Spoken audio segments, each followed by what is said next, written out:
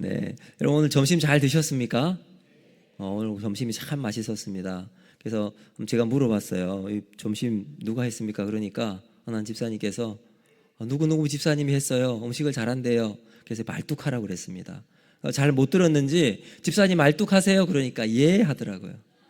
네, 다음 주 그 집사님에게 하라고 하십시오. 네, 우리 이 시간으로 옆에 분에게 이렇게 한번 인사하겠습니다. 사랑합니다. 축복합니다. 네. 자, 오늘 말씀은 여러분 예전에 제가 아마 중학교 때 불렀던 찬양인데요. 엠마오 마을로 가는 두 제자, 혹시 이 찬양 아세요?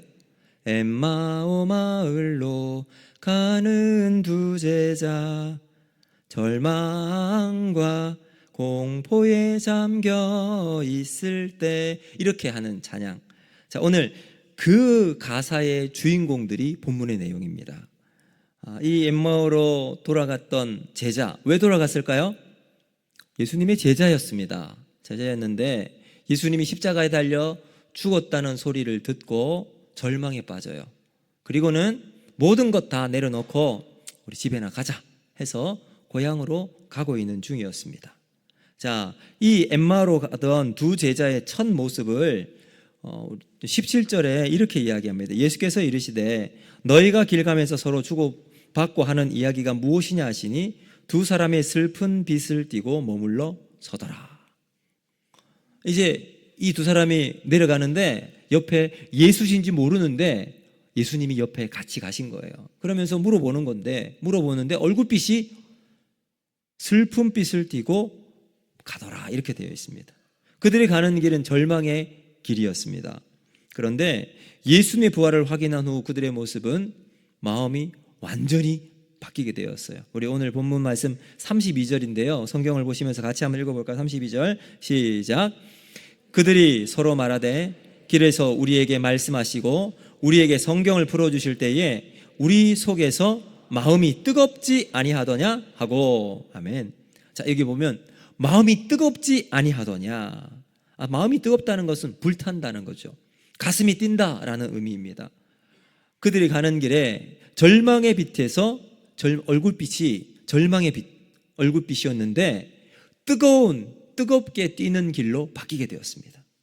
자, 오늘 이 말씀을 통해서 본문 제목을 잃어버린 사명을 다시 회복하려면 이렇게 정했는데, 우리가 하나님 앞에 우리의 사명을 다시 회복하기 위해서는 지금 엠마오로 걸어가고 있는 두 제자, 절망의 빛에서 가슴 뛰는 마음으로 바뀌게 된 그 배경을 살펴보면서 우리도 회복하는 그러한 은혜가 있기를 바랍니다. 자, 그러면 그들이 왜 슬픈 빛을 띠고 있었을까요?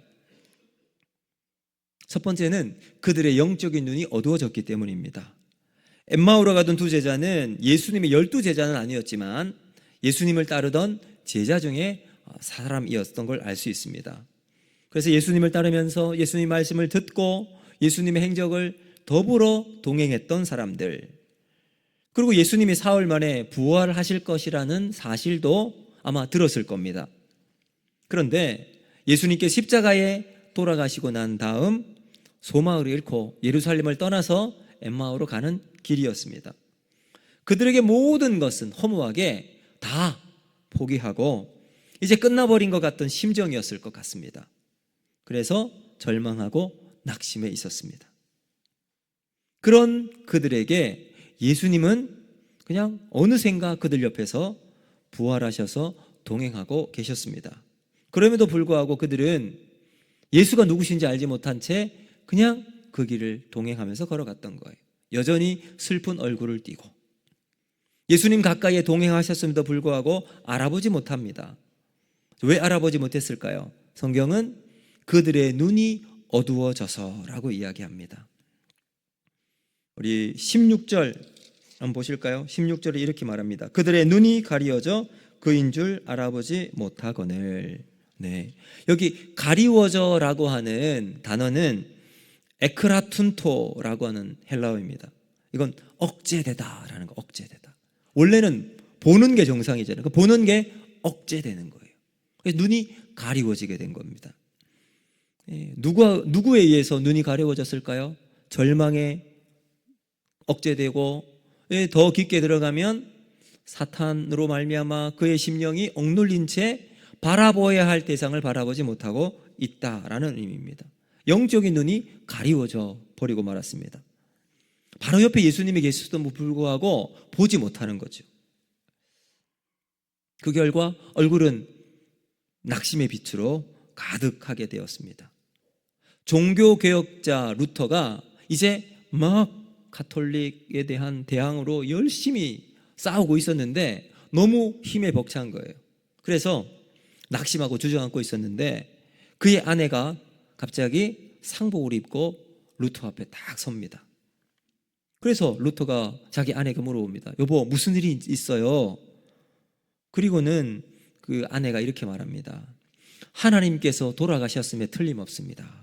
그러지 않고서야 당신이 이렇게 낙심할 리가 없습니다. 그러자 루터가 정신을 번쩍 차립니다.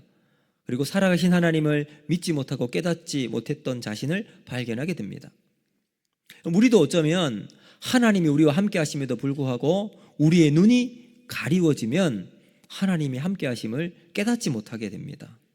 첫째는 우리가 세상 일에 너무 바빠서 주님을 생각할 수 없어서 눈이 가리워질 수도 있고, 둘째는 악한 권세가 우리의 눈을 가리기 때문에 하나님을 알아보지 못하는 경우가 있습니다. 그래서 우리의 눈이 가려워지게 되니 낙심, 절망, 아픔, 여기에 힘들어하고 암울하고 얼굴은 근심빛으로 채워지게 되는 겁니다. 근데 이때 우리는 어떻게 해야 될까요? 여러분, 하나님 우리와 언제나 함께 하신다고 성경에 약속하십니다.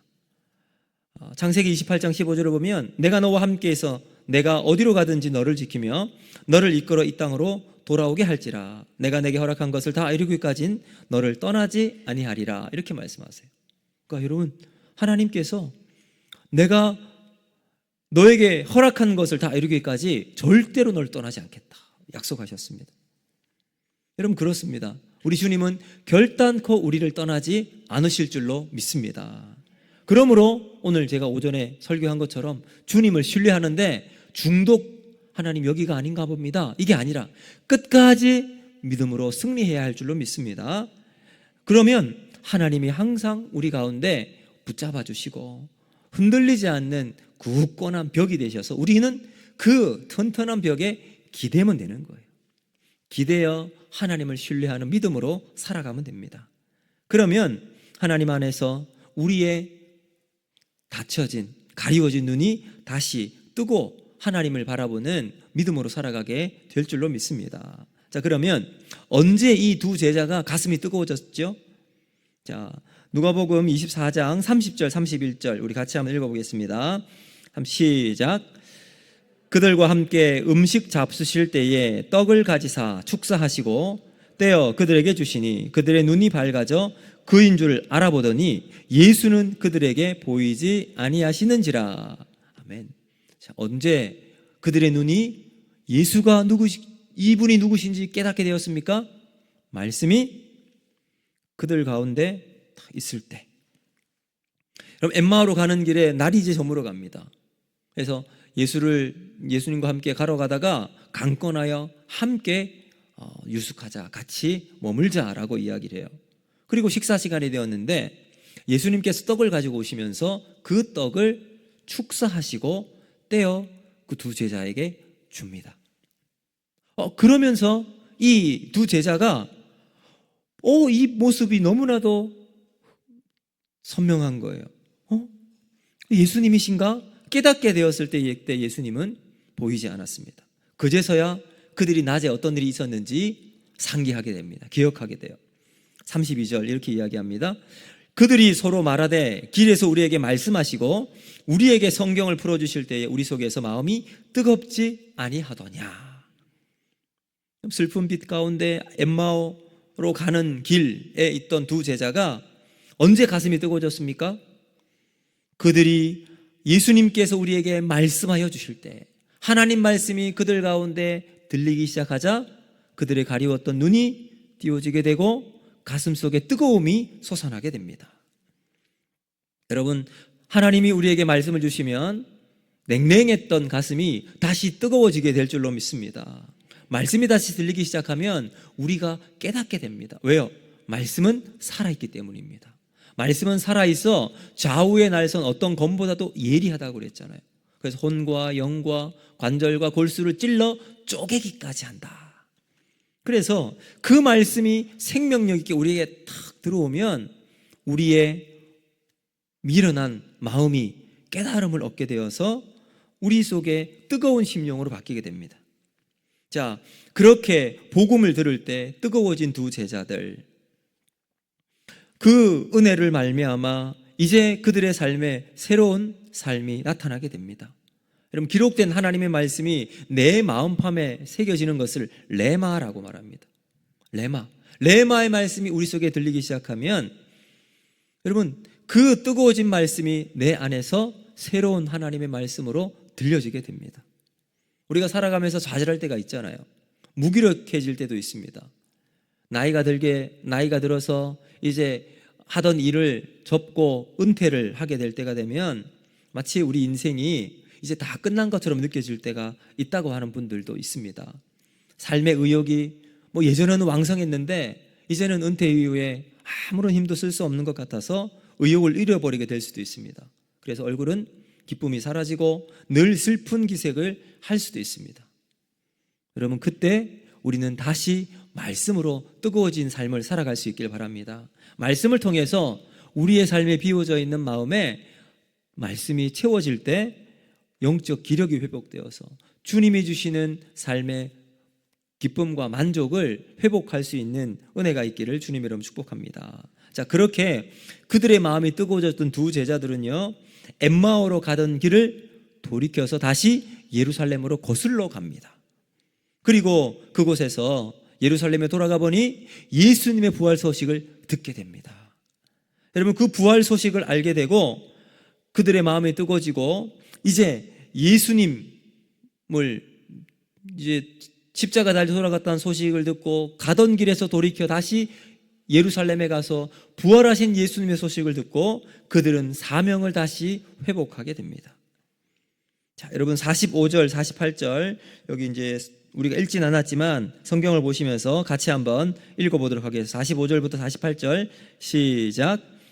이에 그들의 마음을 열어 성경을 깨닫게 하시고 또 이르시되 이같이 그리스도가 고난을 받고 제3일에 죽은 자 가운데서 살아날 것과 또 그의 이름으로 죄 사함을 받게 하는 회개가 예루살렘에서 시작하여 모든 족속에게 전파될 것을 기록되었으니 너희는 이 모든 일의 증인이라. 뭐라고? 이 모든 일의 증인이라.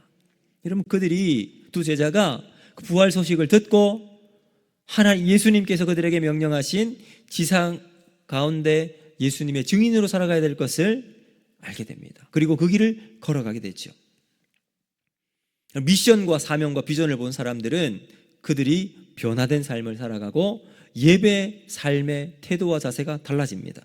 그래서 52절, 53절 한번 보시면 이렇게 이야기하죠. 우리 같이 한번 읽어보겠습니다. 그들이 시작. 그들이 그에게 경배하고 큰 기쁨으로 예루살렘에 돌아가 늘 성전에서 하나님을 찬송하니라. 아멘. 어떻게 합니까? 예루살렘 성전에 들어가서 늘 하나님을 찬송하니라. 이것이 그의 삶의 회복의 증거였습니다. 거기서 하나님을 찬양하고 예배하는 삶을 살아가고 있습니다. 여러분, 예루살렘을 떠났을 때 슬픔 빛 가운데 절망 그리고 고뇌, 포기, 그러나 그 길 가운데 말씀을 경험하고 예수님을 알게 되면서 그의 길을 돌이켜 다시 예루살렘에 가서 이 사명을 회복했을 때 성전에서 하나님을 찬양하는 예배자의 삶을 살아가게 됩니다. 여러분, 오늘 우리의 삶도 마찬가지예요. 우리도 이 엠마오로 가는 두 제자처럼 세상에서 때로는 우리의 여러 가지 문제 때문에 내려갈 수 있습니다. 엠마오로 갈 수 있어요. 그런데 말씀이 우리에게 들려주고 그 말씀이 우리 속에 있으면 우리를 다시 뜨겁게 만들어 줍니다. 그러므로 우리는 말씀을 늘 가까이 해야 되겠죠.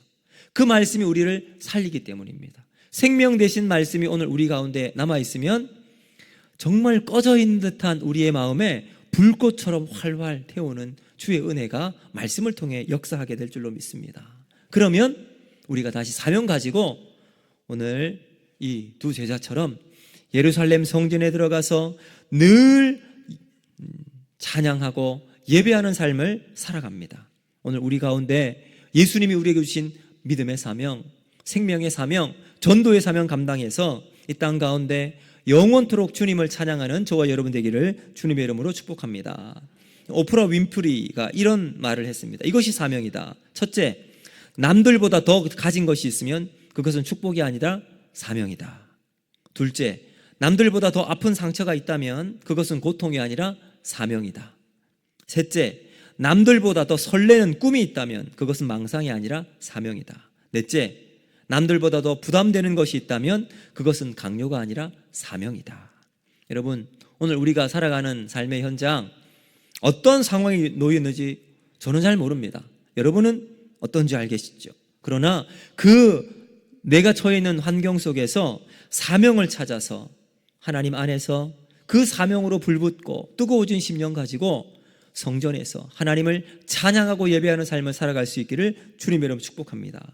여러분, 여기에 우리의 생명이 있습니다. 이 사명 가지고 이 땅을 살아갈 때 우리를 통해 하나님이 영광 받으시고 하나님의 은혜가 우리 가운데 풍성히 내려지는 복된 삶을 살아갈 수 있을 줄로 믿습니다. 그러므로 여러분, 다시 회복하기를 원해요. 다시 뜨거워진 심령으로 하나님 앞에 설 수 있기를 바랍니다. 그래서 그 뜨거움으로 내게 주어진 사명 찾아내고 사명을 향해 질주해 나가는 믿음의 아름다운 가치를 세워나가는 저와 여러분이 되기를 주님의 이름으로 축복합니다. 기도합니다.